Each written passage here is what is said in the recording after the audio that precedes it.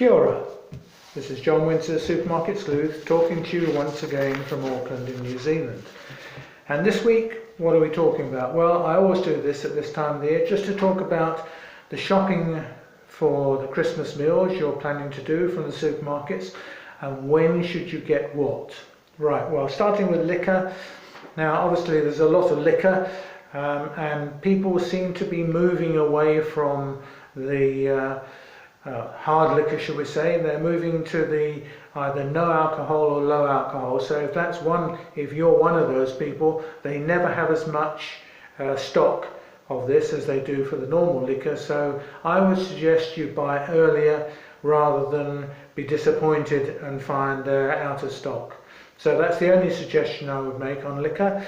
Meat's the next one. Now, meat, obviously the meat you have on Christmas Day is the main part of the meal. That's the highlight of the meal. So you want to make sure you're getting it and you've got it. What should you do? Go to your supermarket and order it, whether it's turkey, chicken. They'll probably have a lot of chicken, but just in case, salmon for the fish counter manager, or lamb, whatever, or beef, whatever you're having on Christmas Day. I suggest you ask for the butchery manager and just order it, because then you've got it. You can relax and build the rest of the meal around it. Now, veggies, I would leave those until actually Christmas Eve and go in early. Get down there as soon as the shop opens, the supermarket opens, and make sure you've got what you need. Pavlova is another thing I've got on the list. That for Australia and New Zealand is something very popular.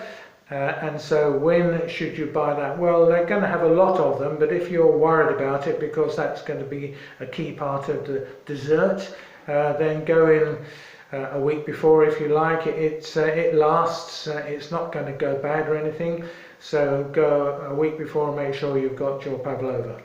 Now, cream custard, those are fresh, so they come in daily, but I would again get that when you go down early on Christmas Eve, or if you're at all worried about it, go down the day before and make sure you've got it in your fridge ready.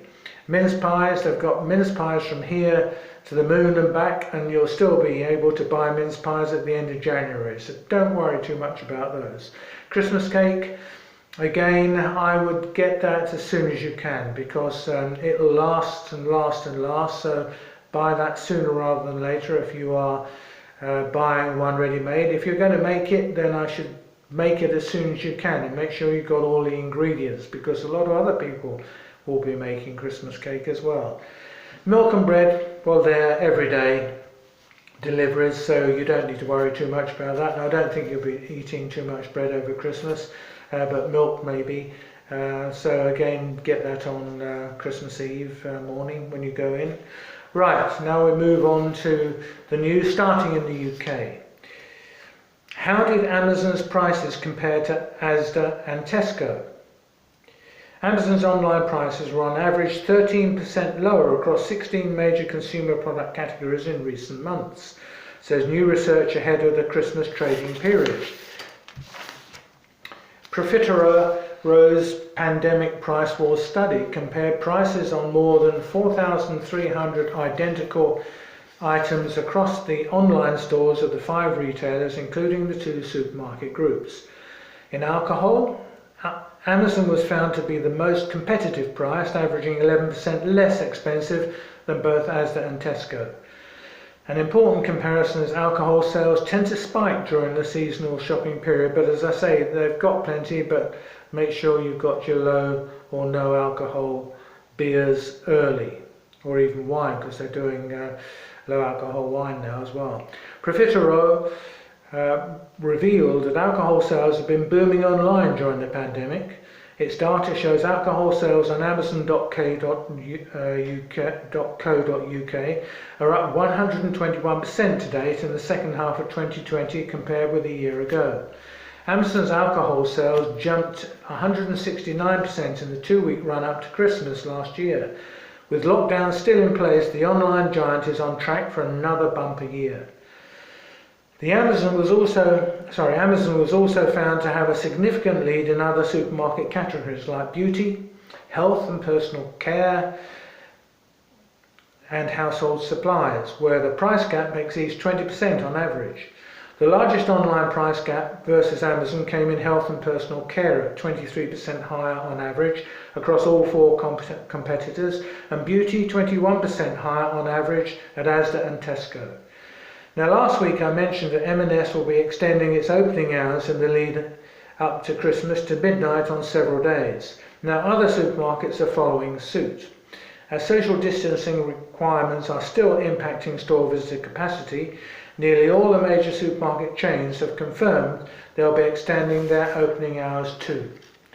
Moving away from 24-hour opening in recent years, hundreds of Tesco stores are to trade around the clock from the middle of the month until Christmas, so that will be shortly.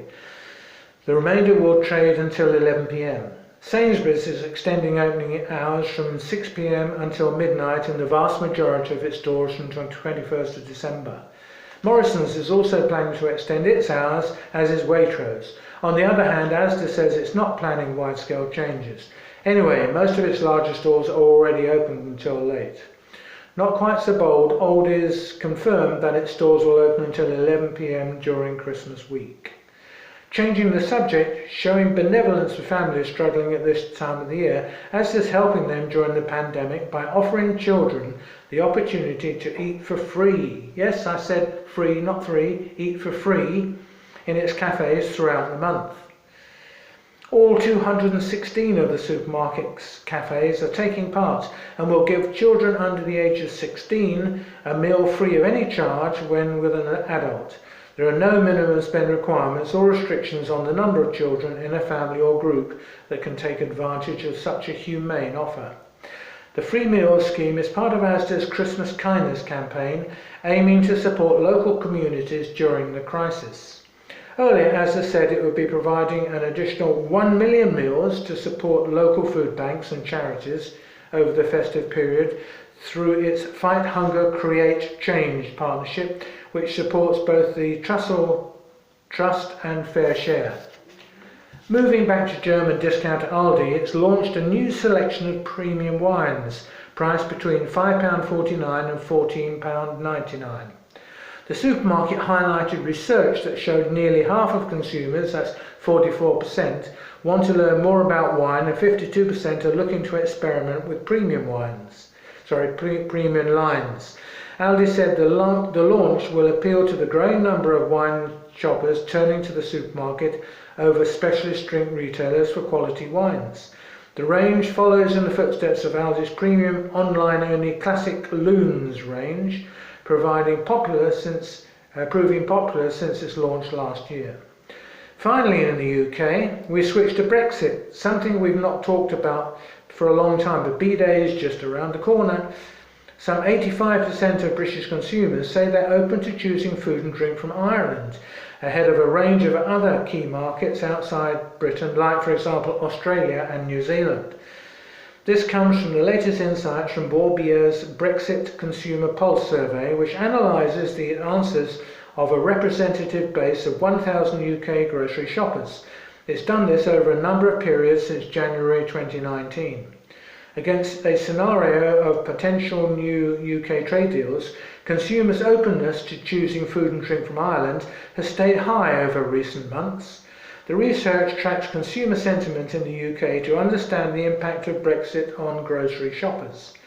It shows UK shoppers consider Irish food and drink the next best alternative to food from the UK. The results also show that UK consumers believe that Irish food and drink has greater environmental sustainability credentials than any other EU country. When asked what Irish food and drink items UK shoppers would miss most if less was available, or if there was a spike in costs after Brexit, the data showed cheddar cheese 65%, butter 61% and beef 53% as the top three concerns. The strong affinity UK shoppers hold for the Republic of Ireland is further apparent, with 65% of UK shoppers seeing Ireland as a friend of the UK compared to a range of other key markets. Now we leave the UK to wing our way to Australia.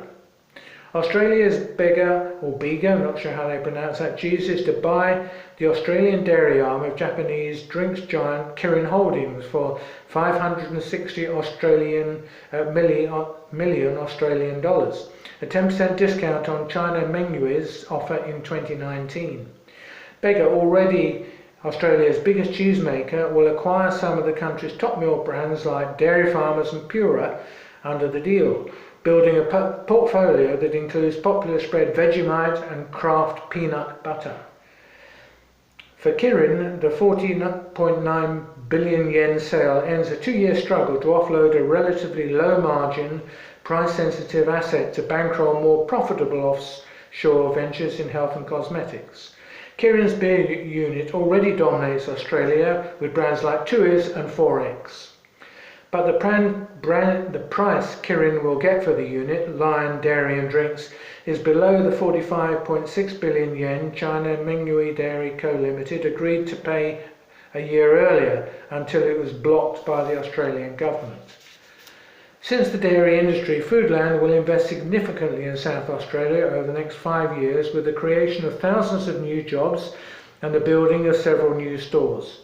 Foodland already has the largest supermarket distribution footprint in the state. Foodland Chief Executive Officer Franklin Dos Santos said the business currently employs more than 6,000 South Australians across its 95-store network. Through Foodland's strategic distribution partner Metcash, Foodland has access to a brand new purpose-built $80 million distribution centre at Gepps Cross, that's also Australian dollars. This ensures Foodland has consistent supply to quality local and international produce and has sufficient capacity to accommodate its growth strategy. The Foodland network will invest more than $300 million in its growth strategy. Of that, $125 million will be in new stores, $90 million in store refurbishment and $80 million in the Gepps Cross Metcash distribution centre. That's it for this week, folks. Cricket has robbed me of my Saturday morning segment for 2 weeks, radio segment, but that would be back on Magic Talk Radio in New Zealand on December 19. That's Saturday of next week. Also catch me on my Facebook pages, Supermarket Sleuth, Magic Talk Auckland, and my checkout page. Enjoy your supermarket shopping. Bye till next week.